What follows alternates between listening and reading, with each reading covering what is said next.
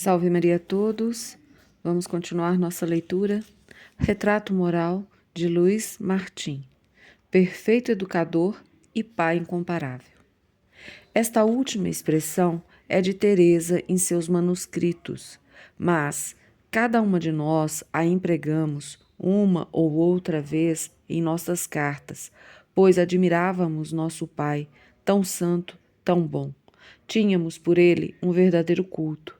Suas eminentes qualidades sobressaíram, sobretudo depois da morte de nossa mãe. O coração tão terno de papai, escreverá Teresa, uniu ao amor que já possuía, um amor verdadeiramente maternal. Essa ternura devotada manifestou-se com evidência por ocasião de nossa partida para Lisieux.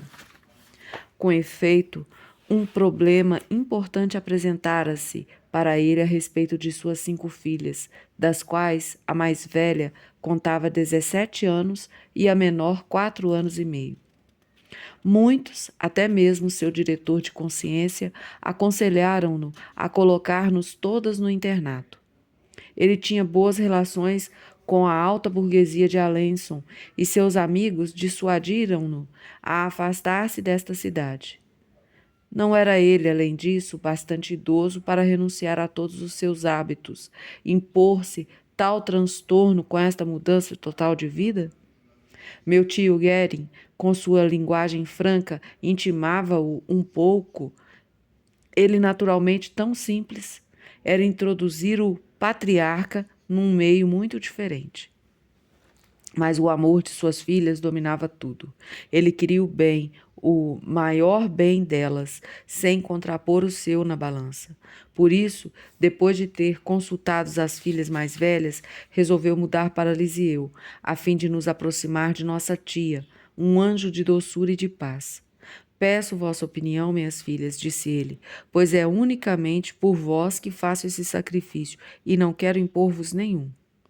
Mais tarde, desejando saber por que decidira-se deixar Alençon, apesar das insistências que lhe foram feitas, respondeu-me: queria subtrair-vos a influência muito mundana de algumas famílias e as ideias liberais de outras. Quanto lhe somos gratas por sua decisão tão sábia e desinteressada que nos mergulhou de vez numa atmosfera de fé profunda. Em nossa casa, a educação tinha por principal alavanca a piedade. Havia como que uma liturgia lar, oração da noite em família, mês de Maria, ofícios do domingo, leituras piedosas à noite, etc. Papai facilitava tanto quanto possível nossa vida espiritual. Assim, acompanhou várias vezes Maria, a fim de permitir-lhe encontrar-se com seu diretor, o reverendo padre Pichon. Nessa ocasião, em 1886, ele deu mesmo à nossa irmã mais velha um conselho paternal. Foram a Calais, depois a Douvres, esperar o navio que reconduziria o religioso do Canadá, mas nada de navio nem de religioso. Maria queixou-se amargamente de sua decepção.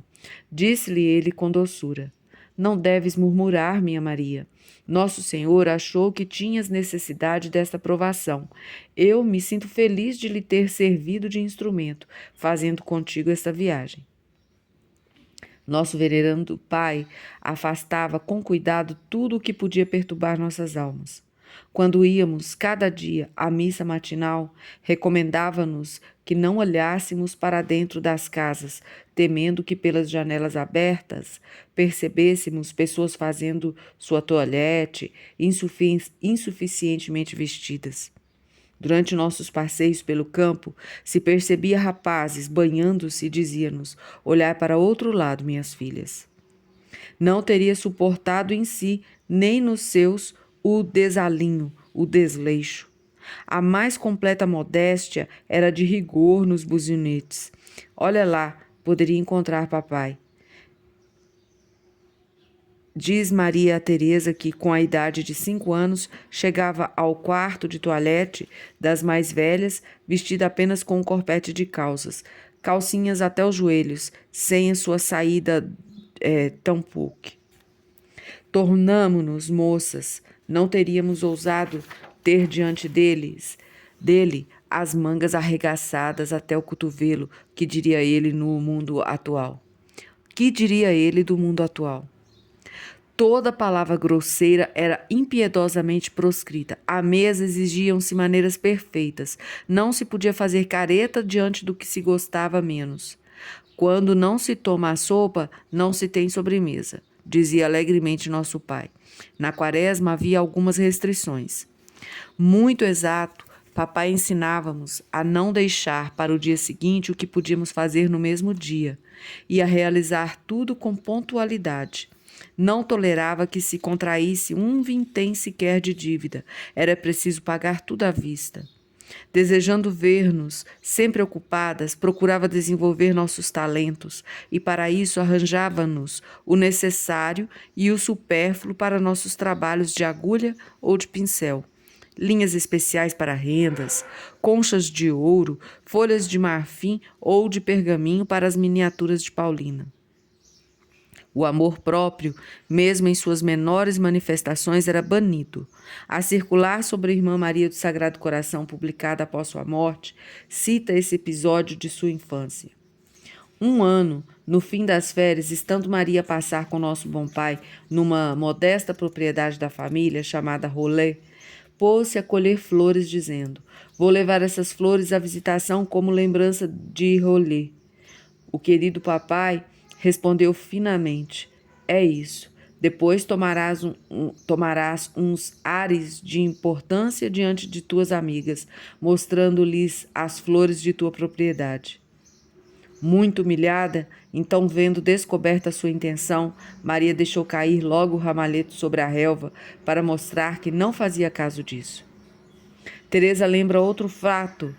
Certo dia, à beira-mar, um casal admirava o espetáculo de uma tão linda menina acompanhado por um ancião e com muitos elogios perguntou-lhe se a criança era sua. Respondendo afirmativamente, ele lhes fez sinal para que não a elogiassem. Nosso pai era, com efeito, muito psicológico, observador e de uma extrema perspicácia. Fiel a seus princípios, quis confiar nossa instrução a estabelecimentos cristãos, as mais velhas a visitação de Mans e mais tarde Leônia, Teresa e eu, as beneditinas de Lisieux. Naquela época, as alunas não saíam sozinhas e as meninas de nossa condição deviam ser acompanhadas. Para dizer a verdade, era uma sujeição.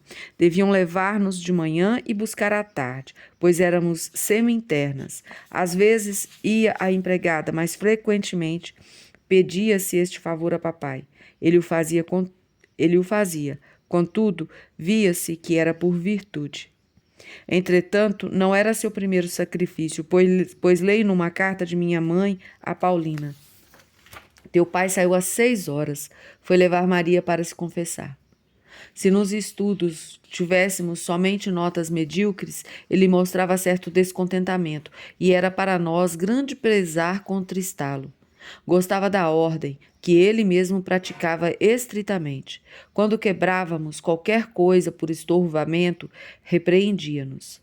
De outro lado, deixava-nos a maior latitude no governo da casa, embora fosse entregue primeiramente à nossa irmã mais velha, Maria, muito jovem ainda, e mais tarde a mim, com a mesma idade.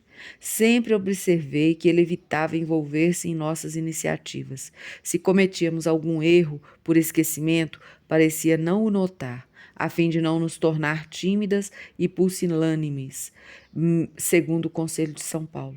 Enfim, ele era grande, não somente de estatura, mas em tudo. Belo e nobre caráter, como há poucos. Isso tornava-nos perfeitamente felizes. Eu disse que papai chamava Teresa de Benjamim, o buquê. Realmente, ela era a rainha de seu coração. Mamãe dizia mesmo com complacência: "Ele adora essa criança, faz todas as suas vontades." Era para lhe dar prazer que enrolávamos os belos cabelos louros de nossa irmãzinha. Todavia, um precioso testemunho de uma antiga empregada de meu tio, que se tornou mais tarde religiosa beneditina, refuta, no processo canônico, a objeção dos que pensam que nosso pai a mimava. O senhor Martim era um pai excelente e educava com maior cuidado todas as filhas que amava muito. A serva de Deus, que ele denominava a sua rainhazinha, sendo a caçula, era objeto de uma afeição especial de sua parte, mas que não diminuía em nada a seriedade de sua educação. Não teria tolerado nela a mínima falta. Sem ser severo, educava suas filhas na fidelidade a todos os seus deveres. Sobre esse ponto, creio ter dado sempre a noção exata do meu depoimento no processo apostólico. Meu pai tinha atenções particulares para com a sua última filha, ocupando-se dela como faria uma mãe. Todavia, se é verdade que Terezinha foi cercada de amor, como ela o diz, é verdade também que nunca foi mimada. A prova de que meu pai não a afagava nem fazia suas vontades em casa é que se lembrará sempre e contará em seu manuscrito como foi fortemente repreendida por não ter querido deixar seu brinquedo ao primeiro apelo de papai. Um pouco mais tarde, em Lisieux, ela poderia ter 6 anos. Era-lhe uma alegria levar, cada manhã, o jornal a nosso pai. Eu quis certa vez levá-lo também, mas Terezinha, mais esperta, já o havia tomado, e como eu me mostrasse triste, papai repreendeu Terezinha por não ter cedido, e zangou-se tanto que fiquei extremamente penalizada. Fui testemunha de sua censura ao voltarmos da missa de meia-noite, quando viu que, com sua idade, tinha quase 14 anos, seus sapatos estavam cheios de surpresas. Encontrar-se-á na história de uma alma detalhes de certos episódios apenas mencionados aqui e que mostram, ao mesmo tempo, sua ternura e firmeza para com Teresa. Todos os dias, ao sair da aula que lhe dava Paulina, subia ao Belvedere para levar a rosa e sua nota ao seu rei querido. Era-lhe uma alegria gritar-lhe: "Tenho 5, sem exceção." Foi Paulina quem disse primeiro. Ela gostava de fazer chá no jardim dos buzionetes com cascas de árvores. Logo que ficava com uma bela cor, oferecia-o ao papai numa xícara minúscula de brinquedos de boneca.